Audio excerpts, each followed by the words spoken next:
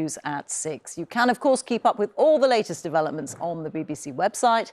Now it's time to join our colleagues for the news where you are. Bye-bye.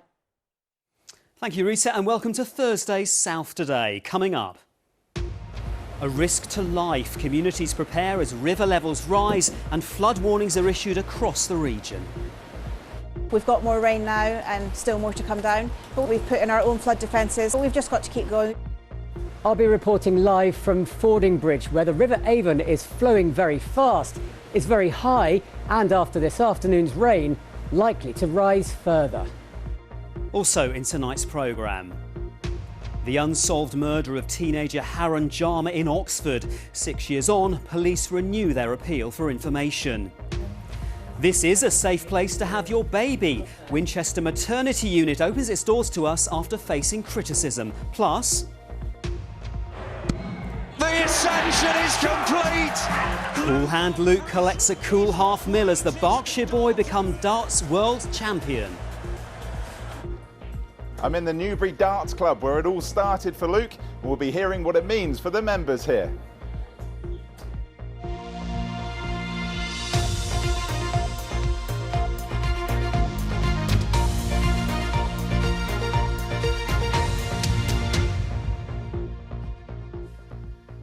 Good evening, I'm David Allard. Take action now and keep yourself safe.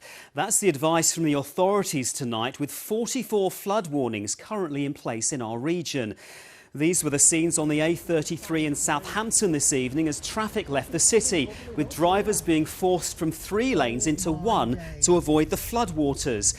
And this was Bournemouth, with drivers trying to navigate their way through deep water on Christchurch Road near the Eyford roundabout.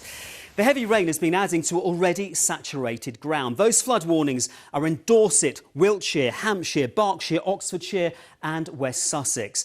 A flood warning means you should take action and there is a risk to life. One of the rivers affected is the Avon in Hampshire. Our reporter James Ingham has spent the day in the town of Fordingbridge and joins us from there now. James, how much concern is there about the danger of flooding where you are?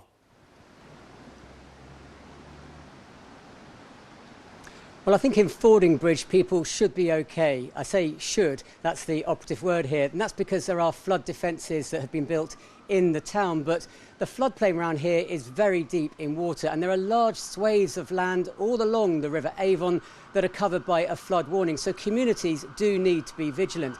As you can see behind me, the river is flowing very fast. It's also very high and likely to rise further over the next few days following today's heavy rain. So many people are preparing for the worst. It's been a wet afternoon, rain falling on already sodden ground, with rivers bursting their banks. Alice and Mark live right by the Avon. They've seen their garden gradually disappear and a flood defence become swamped. Running down the middle of the garden where you see the bridge, that's a flood defence, which is essentially like a big ditch that's dug out, so that fills up with water. The water breached a couple of weeks ago, and now it's the riverbank has gone as well. The couple have only lived here 2 years, but they know what to expect after seeing the river rise last winter too. We were expecting, with the amount of rain that's been coming, that the garden would get flooded. It did last year, so we had to start bringing all of the equipment and tools that we had in the garden, all of the toys for the children, and start bringing them up closer to the house, which is on higher ground. The house is pretty safe and the kids find it quite exciting when the garden floods and there's ducks swimming on the lawn and all sorts of wildlife that we don't normally see up this high in the garden. In the centre of Fordingbridge, businesses spent the morning preparing.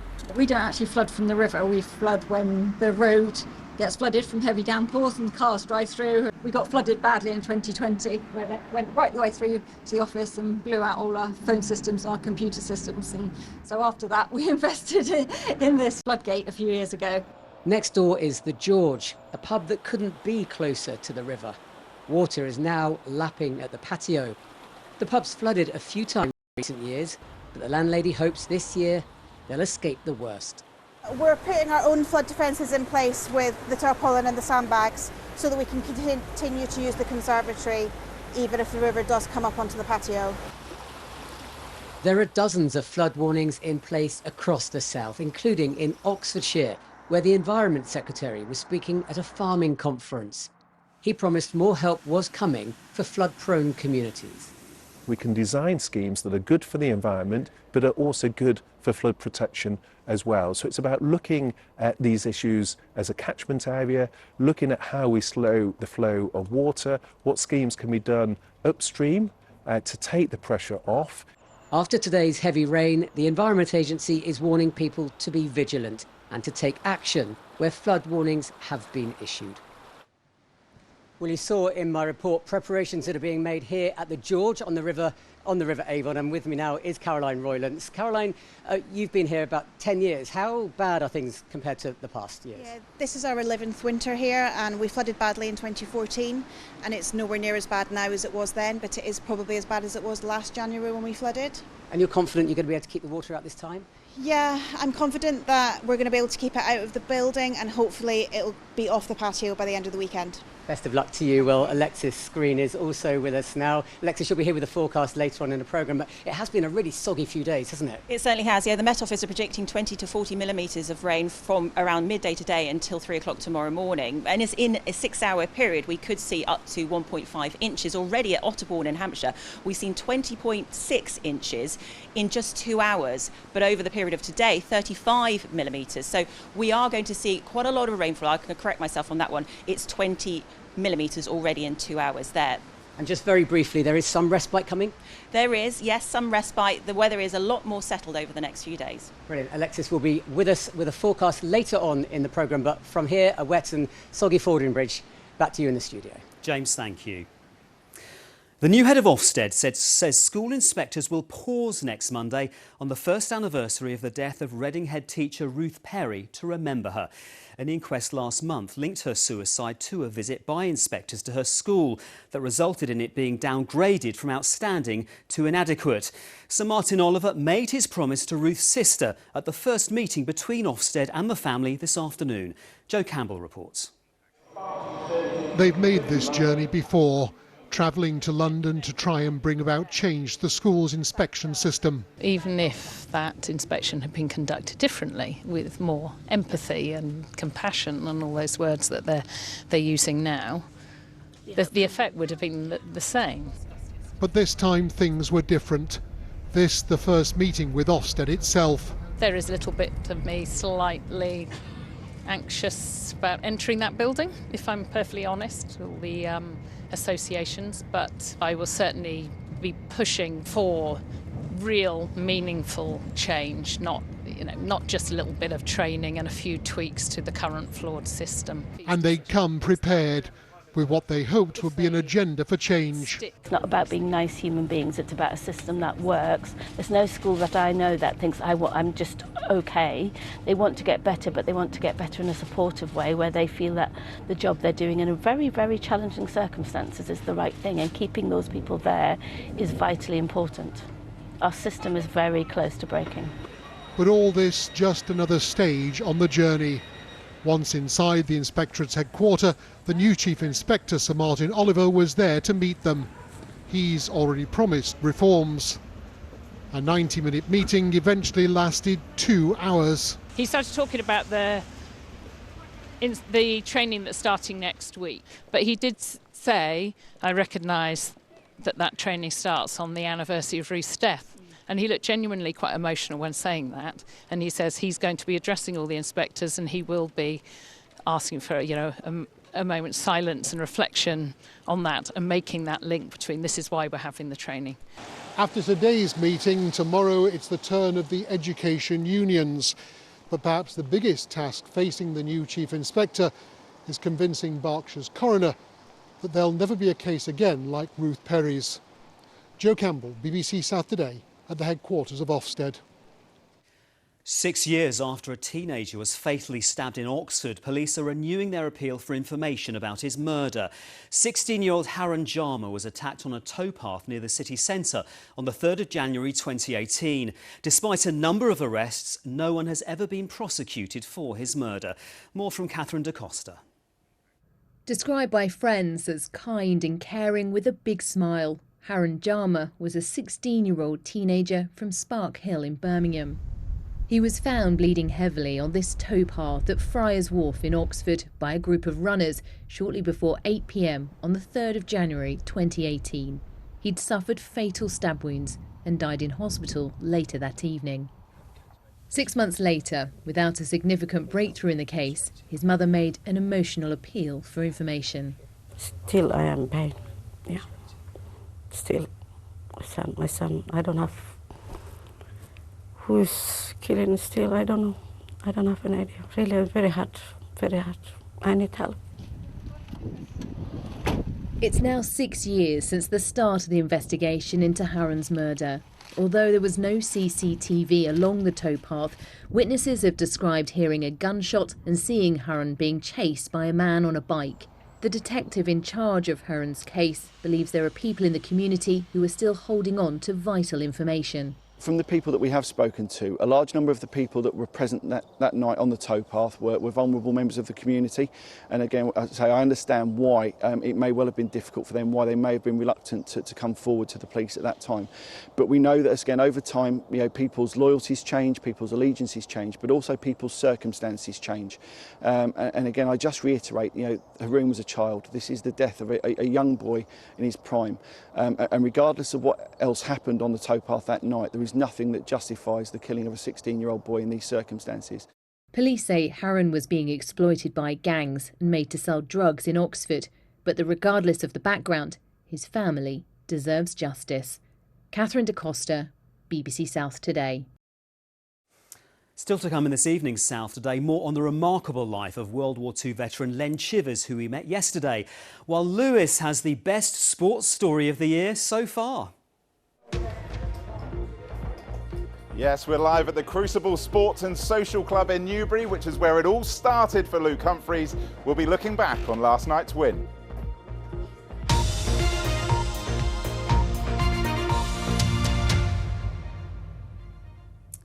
All that to come, but first, after a difficult few years, the trust which runs maternity services in Winchester says it's both safe and fully staffed. The unit lost its good rating following an inspection in December 2021 and has been embroiled in allegations of unfair dismissal brought by a former consultant and whistleblower. Our health correspondent Alistair Fee has been given access to the unit. He's a very calm baby, I think. So if he cries, it's usually because he's cold or he's hungry, and he just seems very content most of the time. One of the newest arrivals in Winchester, Alexander was born just before Christmas. Can's experience here has been good, but the joy of welcoming new life here has been marred by a challenging backdrop in recent years.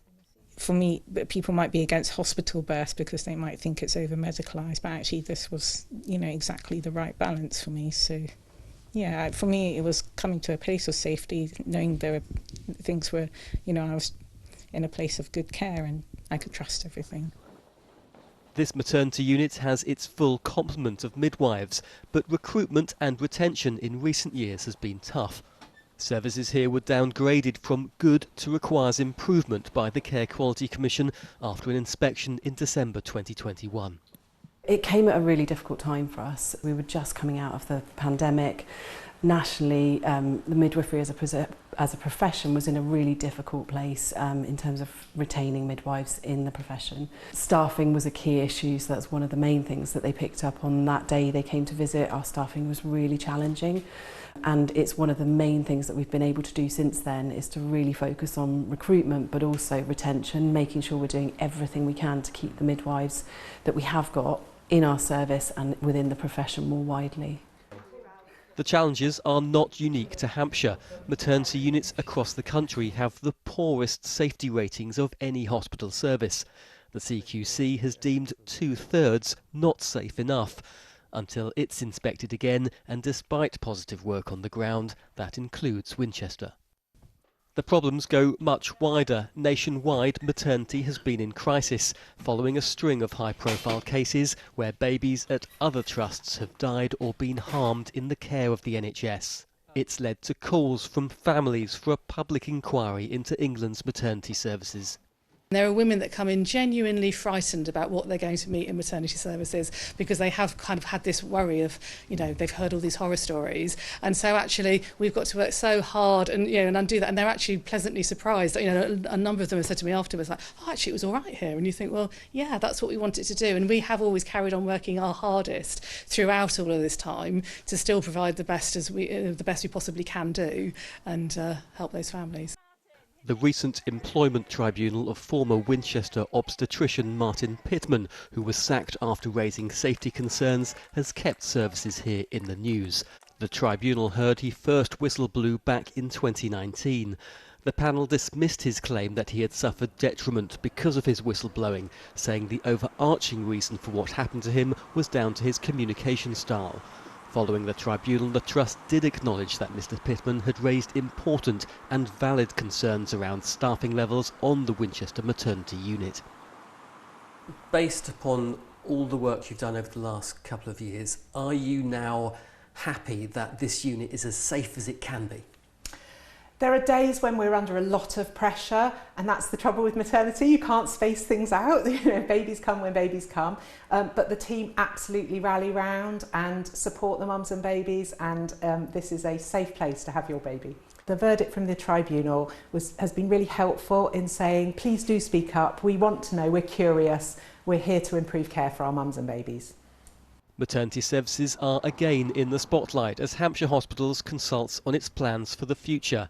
Under the proposals being considered, Winchester would lose its consultant-led service, which will move to a new acute hospital in Basingstoke. The plan would increase overall consultant cover from 60 to 98 hours a week.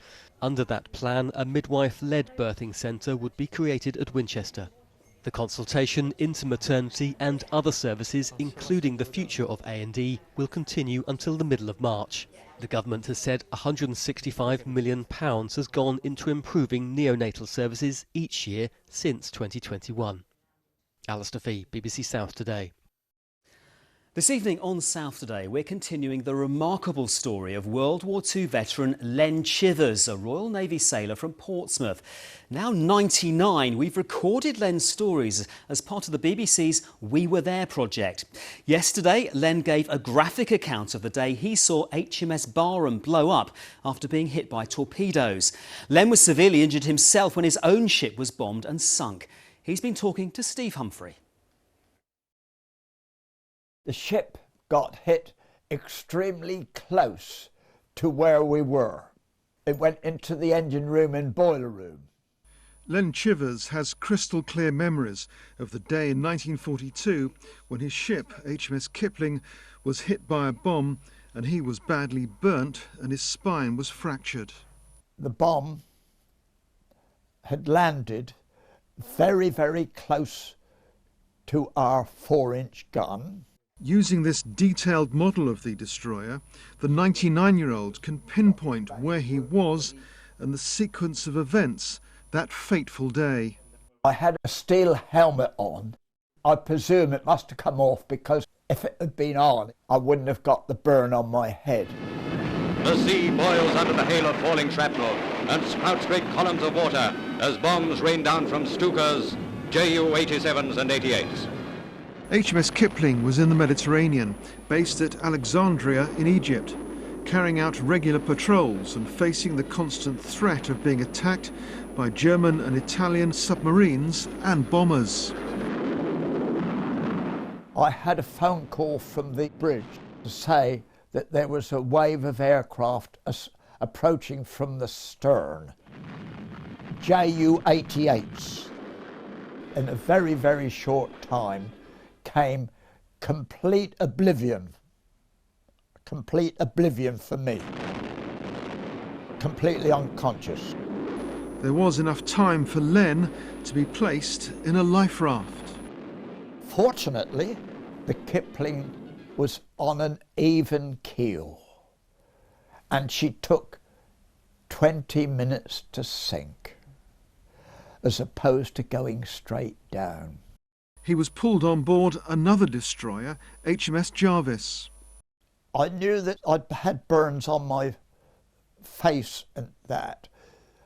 I didn't know it hadn't set in that my spine was fractured. I don't know whether I'd been given any painkillers or not, I don't know, but it was, then the pain was intense and it was going to be very, very painful for about 3 weeks. It felt as though the ambulance had square wheels because it was a very bumpy ride. Len was to undergo a series of operations over the next few years. Tomorrow he'll explain how some of his plastic surgery took place in Basingstoke, both during and after the war.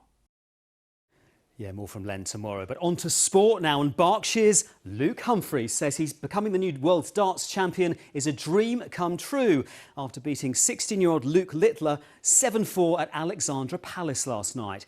It's a journey to the top that started at the Darts Club in his hometown of Newbury, which is where our sports editor Lewis Coombs is for us this evening. Lewis.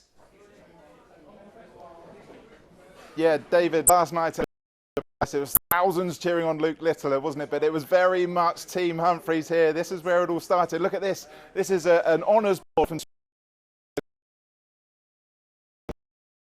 none other than Luke Humphries. Well, the manager here is Julie Canning. Julie, you had a big screen up last night. What was the atmosphere like as you cheered him on? It was amazing. We had a lot of people down. Obviously, everybody rooting for our Luke. Yeah, just watching him, obviously knowing him from a personal level, was one of the best games I've ever watched, and the atmosphere here last night was amazing. Fantastic. I know it was really emotional as well, so I think it's about time.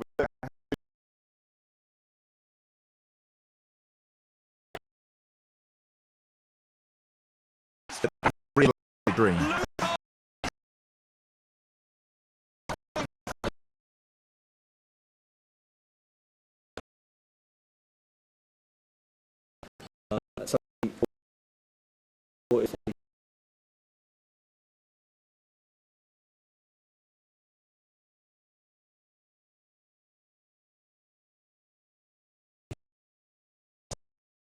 A proud moment for Luke and his family. We've dreamt of it years and years and years, honestly. Yeah. It's a dream come true. Honestly. And I can't express my feelings. I'm just, unbelievable. Totally overwhelmed. We knew we could do it far. This quickly, after winning his first major, it's been a dream come true. When you gave him a big hug, what did you say to him? I just said, that's what we dreamed of. 5, actually. Even in his moment in the spotlight, Luke was quick to recognise the role played by those at the Crucible Darts Club in Newbury, where he learned the game.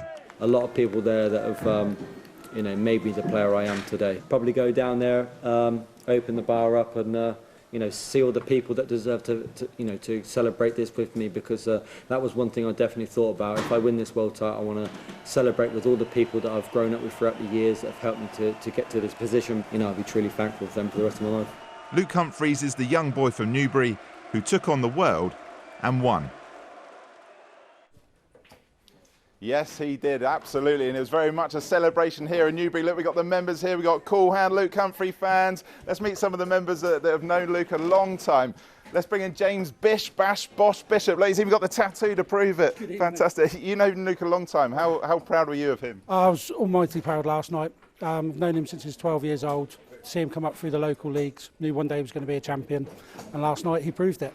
Could you see his talent from that age all the way through? Yes, very much so. He was hitting big scores, big finishes when he was that age. He learned from his dad, who was a good player, a very tough player to beat, so he's learned from the best, really. Well, it's fantastic to see the Newberries behind him. Let's meet some other of his friends.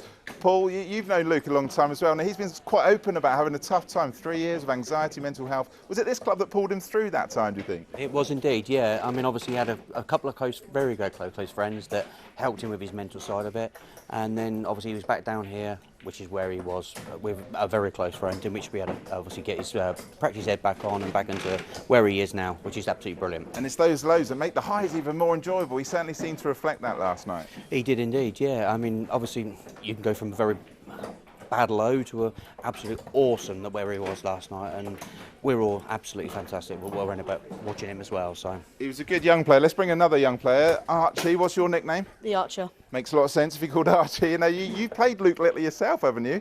Yeah, lost to him twice. Once at a England Grand Prix and then just in Gibraltar before the World Championships. Fantastic. Not bad. So you only lost by 1 set to a World Championship finalist. Were you inspired by Luke? Yeah, he played quite well last night, and I was inspired from him since he started the PDC and the World Championships. Fantastic. I'm sure we'll see you on the Ali Pali hockey soon. Andy, you're the co-owner. This is great for business. He mentioned you. Business is booming. Thank you very much, Luke. Much appreciated.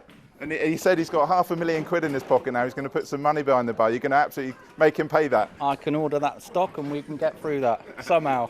Fantastic. Well, obviously the world was watching last night, but very much it was at the heart here in Newbury. Fantastic stuff, Lewis. Thanks very much indeed. OK, time for that all-important weather forecast now. Let's join Alexis, who's by the River Avon at Fordingbridge in Hampshire. Alexis, some torrential downpours today. Absolutely, David. Yes, really heavy rain already through this afternoon and this evening. Let's take a look at the forecast over the next few days because it's going to turn quieter, but we're not out of the woods yet. There is, in fact, a Met Office rain warning in force until 3 o'clock tomorrow morning. Further torrential rain leading to localised flooding. The river's already very swollen, the ground's very saturated. Now, the satellite picture overnight tonight is showing a good deal of rain swirling around that area of low pressure pulling eastwards. So still further rain to come during the early hours, but gradually the rain starts to ease. So through the overnight period, we'll have some heavy rain at first, but during the early hours it will start to ease and clearer skies will develop. Temperatures tonight will range between 3 and 6 Celsius. So tomorrow morning we may see a little bit of rain for eastern areas, but generally it's a dry start to the day. Large areas of cloud from time to time. That should thin a break to allow for some bright and sunny spells. And in the sunshine tomorrow afternoon, we're looking at highs potentially of around 8 or 9 Celsius, but it will be a mainly dry day. That's the main feature of the next few days. Into tomorrow night, well, it's a fairly quiet night, a lot of low cloud in places, maybe 1 or 2 showers. They could be on the heavy side, drifting in on that northerly breeze. And lows tomorrow night are between 3 or 4 Celsius, but parts of Dorset could see 2 degrees. So maybe under clear skies, a touch of frost, but generally most places will be frost free. Now, Saturday starts with a lot of cloud, mist and fog. That low cloud will slowly lift during the course of the day. And through the afternoon, we'll start to see some sunny spells break through with highs of around 5 to 7 Celsius. So temperatures a little bit lower. Looking ahead to the second part of the weekend, Sunday temperatures lower still, and Monday a high of just 4 or 5 degrees. So we are expecting heavy rain overnight tonight. There is that Met Office warning in force. In fact, with rain already this month, we could potentially by the end of tonight and tomorrow morning see around half the average January rainfall already falling so far. So a lot of rain to come, but the good news is a respite for the next 6 days. In fact, up to Friday next week, it should be mainly dry. Alexis, thank you.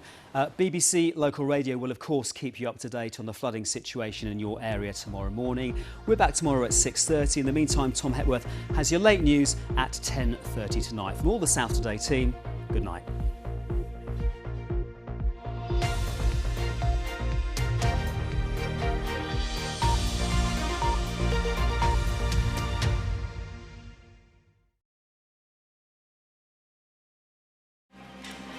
Every story has its hero.